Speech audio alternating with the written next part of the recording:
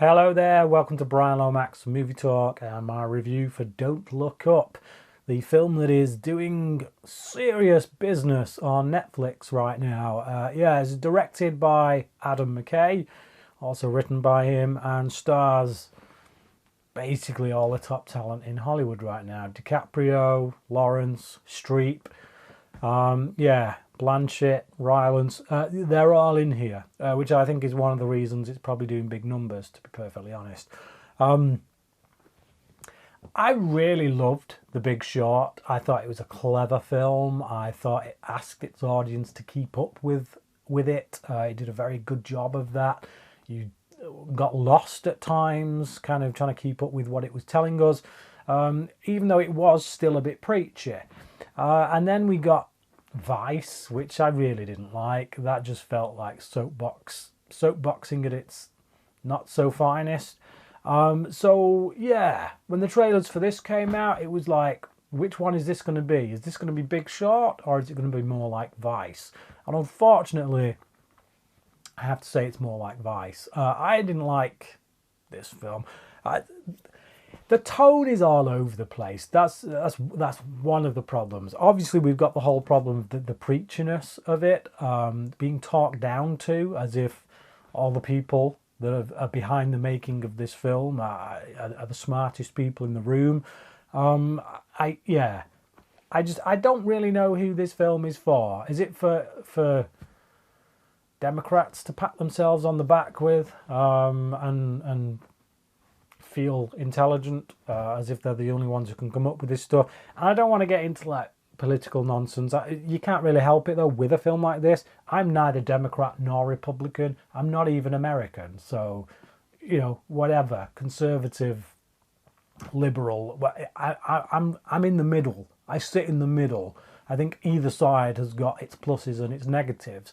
But this feels to me just like, a film made by liberals, a film made by Democrats to pat themselves on the back about how intelligent they are and how stupid Republicans and Conservatives are. The tone is the big issue for me, really. It wants to be deep impact. It wants to have the seriousness and the emotional weight of a comet hitting Earth that Deep Impact has. And I think the scenes that are serious, that are like that try to be touching, try to be serious, actually work pretty well. But then you have these bizarre kind of humorous moments that are like like they've been ripped out of This Is the End. It feels like a Seth Rogen kind of James Franco, Jonah Hill type comedy, because obviously Jonah Hill's in this and he feels like he's doing that, which he is.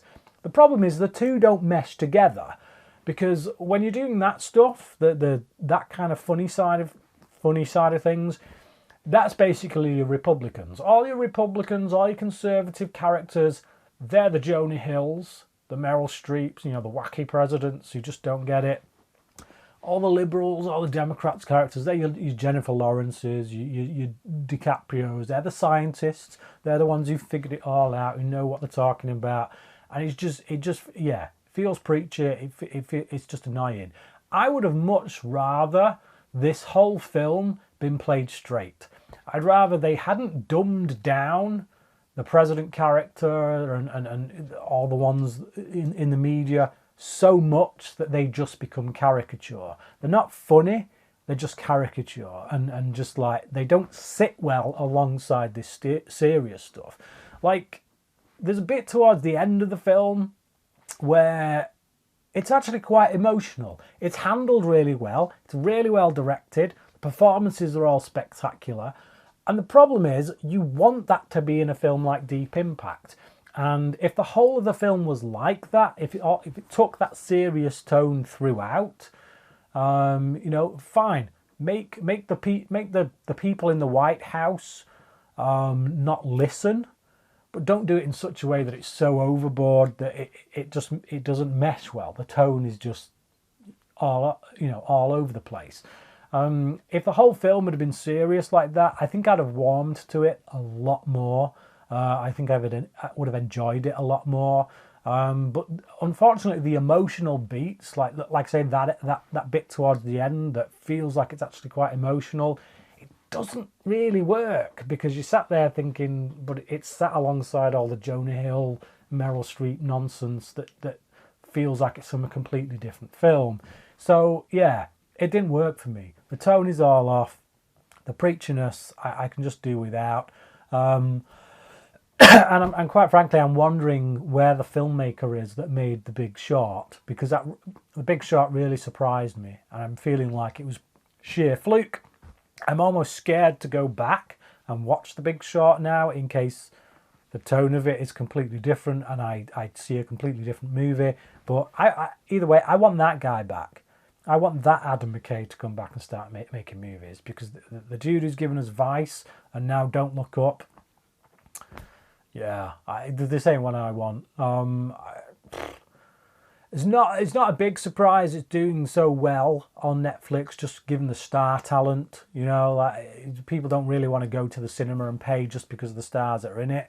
But you give them the movie essentially for free. I know you have to pay for Netflix a monthly subscription, but once it's there being beamed into your living room, then I think star power probably has some influence. And that's why this movie has really blown up on Netflix. But is it worthy of it?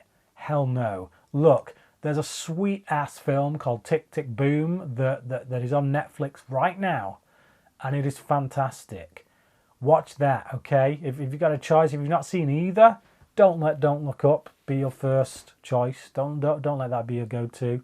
Go and watch Tick, Tick, Boom. Do us all a favour. Do Netflix a favour. Do Good Taste a favour and watch that film. Yeah, I'm going to give Don't Look Up 2.5 out of 5.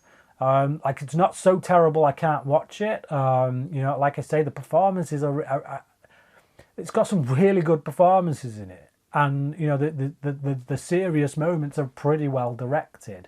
It's just really hampered by that tone, that shift in tone so often.